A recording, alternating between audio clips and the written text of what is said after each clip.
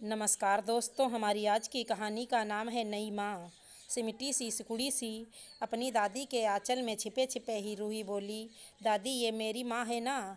नई माँ, दादी ने दुलारते हुए कहा, बेटा ये आपकी माँ नहीं चाची है।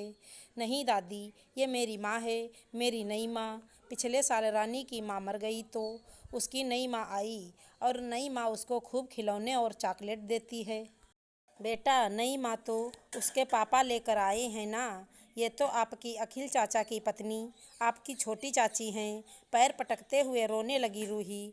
तब तो मेरी कोई नई माँ नहीं है, मुझे कोई चॉकलेट और खिलौने नहीं देगा। मुझे नई माँ चाहिए। 5 साल की बच्ची रूही, उसे कहाँ दुनियादारी की समझ थी। उसके मन में जो भाव आते थे वो बोल देती थी। ब्याह कर ससुराल आई थी श्रेया और गृह प्रवेश पर ही छोटी सी बच्ची ने माँ संबोधित कर दिया। उसे समझ न आ रहा था वो खुश हो या उसे माँ शब्द अपने लिए सुनकर अच्छा लग रहा था या बुरा, वो खुद समझ न पा रही थी। फिर भी आगे आकर कहा, माँ जी कहने दीजिए ना माही, बड़ी हो जाएगी तो खुद समझ जाएगी। रूही को पास बुलाकर बोली श्रेया, आजा बेटा, मैं तेरी माँ ही हूँ। रूही लिपट गई श्रेया से और श्रेया ने भींच कर गले लगा लिया। रूही की माँ बीमारी के चलते चल बसी। रूही से बड़े 2 भाई बहन और थे। बड़ी बेटी 15 साल की और बेटा 12 साल का। सबसे छोटी रूही 4 साल की थी। रूही के पापा विजय की दूसरी शादी की कोई इच्छा नहीं थी। दबे छुपे शब्दों में लोग बोलते भी थे, बहुत मिल जाएंगी जिसे पति की ज़रूरत होगी और विजय को भी पत्नी मिल जाएगी। पर विजय ने साफ कह दिया, रोहिणी के जाने के बाद मुझे मेरे लिए पत्नी की कोई ज़रूरत नहीं रही। और रही बात बच्चों की, बच्चे बड़े हो गए हैं, साथ ही संयुक्त परिवार है जहां बच्चों को पालने में कोई दिक्कत नहीं आएगी। मैं दूसरी शादी नहीं करूंगा। पर रूही ने देखा था अपने पड़ोस में एक बच्ची की दूसरी नई माँ आई थी तो उसने भी सोच लिया था, ब्याह कर जो आई उसकी नई माँ है। सारे घर वालों के मना करने के बावजूद रूही उसे माँ ही कहती थी। माँ खिलौने दो ना, माँ चॉकलेट। खूब लाड़ लड़ाती थी रूही श्रेया से। श्रेया को भी औपचारिकता करनी पड़ती थी। धीरे धीरे रूही आदत बन गई श्रेया की।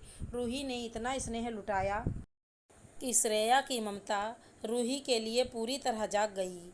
उसे भी रूही में अपनापन लगता था। वो अपने पति अखिल और रूही को मिलाकर स्वयं का एक परिवार समझती थी। जहाँ जाती थी रूही को लेकर जाती थी। रूही भी उसे चाची नहीं माँ कहती थी। माँ के जैसा दुलार, माँ सी जिद, माँ सा नखरा करती रूही। रूही बड़ी हो रही थी और रूही और श्रेया का प्यार भी गहरा होते जा रहा था। कभी कभी श्रेया जब रूही की बदमाशियों या जिद से गुस्सा होती तो अगले ही पल शांत हो जाती। आखिर उसे वो अपनी माँ समझती है, तभी तो माँ सा जिद करती है। मैं कैसे उसका दिल दुखा सकती हूँ। श्रेया अपने बच्चों की भी माँ बनी, पर रूही के प्रति उसका ममता कम नहीं हुआ, क्योंकि माँ शब्द में इतनी ताकत होती है। माँ शब्द निस्वार्थ होता है। श्रेया हमेशा रूही की माँ ही रही, चाची नहीं बन पाई। आज रूही की विदाई है।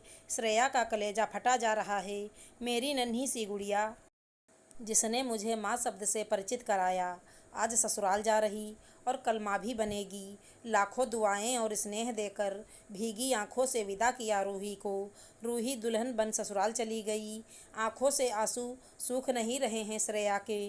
आंसू पोंछते हुए अखिल ने कहा, बिटिया बड़ी हो गई तो विदा तो होना ही था ना, अब क्यों रो रही हो। श्रेया ने कहा, न जाने क्यों रूही के बिना मेरी ज़िंदगी अधूरी सी लगती है।